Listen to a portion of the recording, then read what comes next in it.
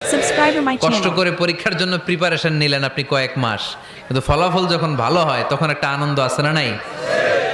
সারাদিন রোজা রাখলেন রমজানে, কি কষ্ট, তৃষ্ণায় গলা ফেটে যায়, কিন্তু ইফতারির সময় যখন রুহাবজা শরবতটা খাই কেমন লাগে? একটা আনন্দ আছে না নাই? এজন্য আল্লাহ বললেন فإن مع العسر يسرا إن مع العسر يسرا।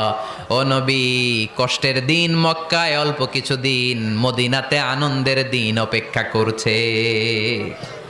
আমাদের জীবনে যদি দুঃখ কষ্ট আসে আমরা ধৈর্য ধরবো, তাওয়াক্কুল করবো একজনের উপর, তিনি কে? কারণ আমরা বিশ্বাস করি কষ্টের দিন এটা চিরকালের জন্য নয়, সামনে আনন্দের দিন আমাদের জন্য সেট করে রেখেছে কে? তাহলে আমরা সূরাতুল ইনশিরাহ থেকে 3টা নেয়ামতের বর্ণনা শুনলাম, বিশ্বনবীকে কি সান্ত্বনা দেয়া হলো সেটা শুনলাম। এবার 2টা গাইডলাইন শুনে তাফসীর আমরা শেষ